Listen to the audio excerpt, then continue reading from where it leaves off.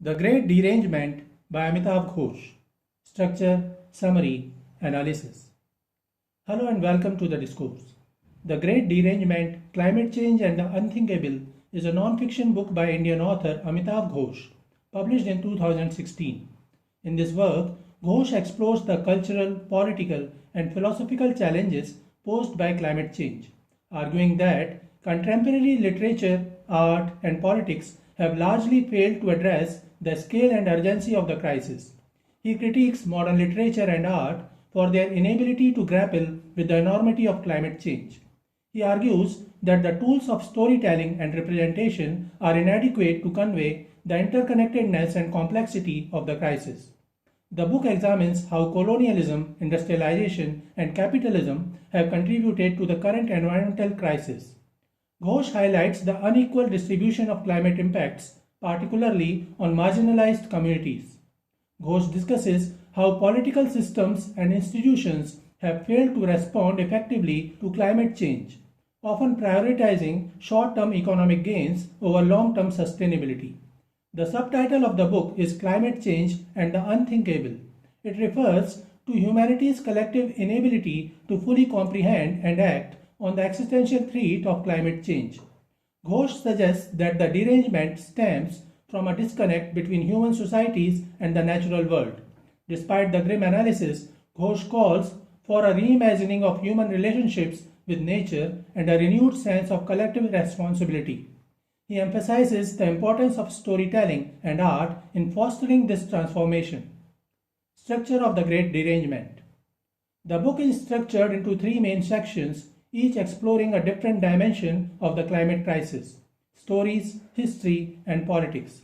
These sections are interconnected, building a comprehensive argument about why humanity has failed to adequately address climate change and how we might begin to confront it.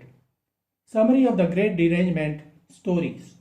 Ghosh begins with an assertion that contemporary fiction does not deal with climate change in any real way. It might include aspects of the supernatural or take on a dystopian theme, but it does not deal with the crisis in here and now. He connects this to the development of the modern novel, which happened coterminously with science's embrace of gradualism as opposed to catastrophism. He questions why climate change is rarely a central theme in serious literary fiction. He observes that while genres like science fiction and fantasy occasionally tackle environmental themes, mainstream literature tends to avoid them. Modern literature focuses on individual, human-centered stories, which makes it difficult to address the collective and global nature of climate change. In a way, he criticizes romantic individualism. He complains that climate change is often treated as something unreal or distant, even though it is a pressing reality. Ghosh suggests that the tools of modern storytelling are inadequate to convey the interconnectedness and complexity of the climate crisis. He attacks realism and critiques the conventions of modern realism, which prioritize probability and relatability over extraordinary or improbable events. Modern literature is rooted in the idea of probability, events that are likely and relatable. Climate change, however, often manifests it in extreme, improbable events, example hurricanes, floods, and wildfires, that seem to defy the norms of everyday life. The recently occurred COVID-19 crisis can be considered one example. These freak events are increasingly becoming the new norm, yet literature struggles to incorporate them because they disrupt the expected patterns of storytelling. Ghosh contrasts this with older storytelling traditions, where the extraordinary and the supernatural were often integral to the narrative. He suggests that modern literature must reintegrate nature into its narratives to better reflect the realities of climate change. Amitav Ghosh references Bankim Chand Chatterjee, a prominent 19th century Bengali writer, as an example of how literature in non-Western traditions has historically engaged with the extraordinary and the supernatural. Ghosh uses this reference to contrast the limitations of modern Western literary realism with the more expansive narrative traditions found in other cultures. He mentions Rajmohan's wife, Bankim Chand Chatterjee's first novel and one of the earliest Indian novels written in English, While the novel is not explicitly about nature or climate change, Ghosh references it as an example of how early Indian literature often wove together human drama with the natural world, reflecting a deeper connection between people and their environment.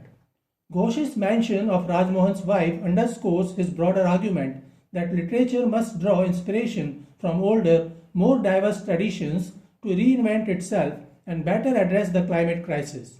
He stresses the role of art and culture in shaping societal responses to climate change. History. The second part of the book is titled History. This section delves into the historical roots of climate crisis, particularly the role of imperialism, industrialization, and capitalism in shaping the modern world. Amitav Ghosh argues that understanding the historical context of climate change is essential for addressing its present and future challenges. Ghosh traces the origins of the climate crisis to the rise of European imperialism and the Industrial Revolution, which transformed the global economy and environment. The exploitation of natural resources by colonial powers laid the groundwork for the modern fossil fuel economy. The Industrial Revolution, driven by coal and later oil, marked the beginning of large-scale carbon emissions and environmental degradation.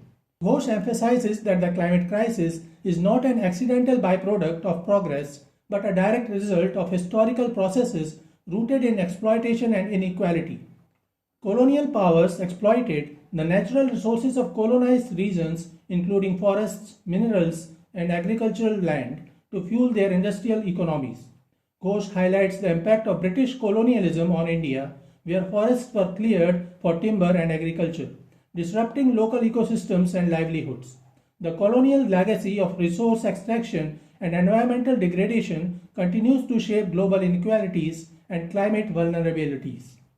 Ghosh critiques the historical and ongoing exploitation of the global south by the global north, which has contributed to the climate crisis while leaving poorer nations more vulnerable to its impacts. He discusses how colonial histories of resource extraction and environmental destruction have created lasting inequalities, making it harder for former colonies to adapt to climate change. The concept of climate justice is central to this discussion, emphasizing the need to address historical and structural inequalities in climate responses. Ghosh traces to the history of coal and oil, from their role in powering the Industrial Revolution to their central place in the modern global economy. He argues that the fossil fuel economy is deeply entrenched in political and economic systems, making it difficult to transition to more sustainable alternatives. The reliance on fossil fuels has created a carbon economy that prioritizes short-term profits over long-term sustainability. Ghosh calls for a deeper understanding of how historical processes have shaped the modern world and contributed to the climate crisis. He emphasizes the importance of learning from history to avoid repeating past mistakes and to develop more equitable and sustainable solutions. This historical perspective is essential for building a more just and effective response to climate change. Politics. In the politics section of the Great Derangement, Climate Change and the Unthinkable, Amitav Ghosh examines the political dimensions of the climate crisis, critiquing the failures of nation-states, international agreements, and corporate power to address the urgency of the issue. He argues that the climate crisis requires a radical thinking of political systems and collective action. Nation-states are often driven by economic growth and political power, which can conflict with the need for climate action. The competitive nature of international relations undermines cooperation on global issues like climate change. Ghosh highlights the limitations of national sovereignty in addressing a crisis that transcends borders and requires collective action. He critiques the reliance on voluntary commitments and market-based solutions, which often prioritize economic interests over environmental sustainability. He argues that international negotiations are dominated by powerful nations and corporations, leaving marginalized communities and vulnerable nations with little voice. The slow pace of international action contrasts sharply with the urgency of the climate crisis. Ghosh highlights the role of lobbying, campaign financing, and corporate influence in shaping climate policies that prioritize profit over sustainability. The fossil fuel industry has actively promoted climate denial and delayed action despite knowing the risks of climate change for decades. He calls for greater accountability and regulation of corporate power to address the climate crisis.